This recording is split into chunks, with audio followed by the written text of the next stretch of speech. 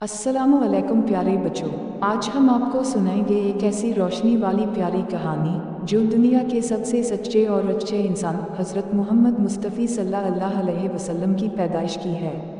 दुनिया में अंधेरा था, बहुत पुराने ज़माने की बात है।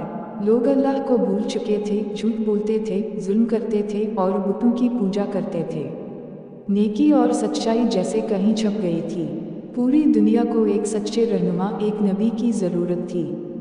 12 रबी अलावल की रोशन सुबह। फिर एक रोशन और मुबारक दिन आया। 12 रबी अलावल सुबह का वक्त था। मक्का के एक घर में हज़रत आमना रज़ी अल्लाह अन्हा के यहाँ एक खूबसूरत नूरानी बच्चे की पैदाइश हुई। जब वो पैदा हुए तो कमरे में एक खास रोशनी फैल गई।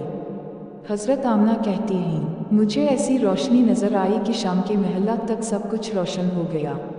यह नूरानी बच्चा कोई और नहीं बल्कि अल्लाह के आखिरी नबी हज़रत मोहम्मद सल्लल्लाहु अलैहि वसल्लम थे।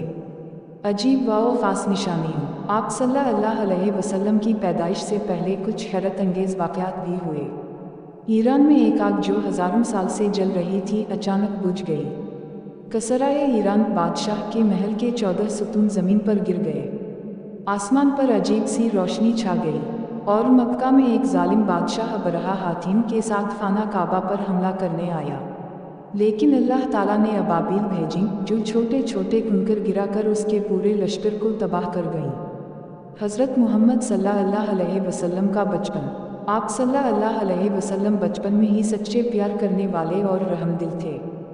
जब आप चंद दिन के हुए तो आपको दूध पिलाने के लिए एक नेक खातून हज़रत हलीमा सादिया रज़ी अल्लाह अन्हा के हवाले किया गया।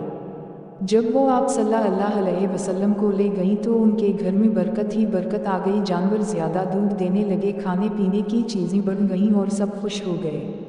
सबक। प्यारे बच्चों, हज़रत मोहम्मद सल्लल्लाहु अलैहि वसल्लम की पैदाइश सिर्फ़ एक बच्चे की आमद नहीं था बल्कि दुनिया में रोशनी, सच्चाई और रहमत के आगाज़ का दिन था।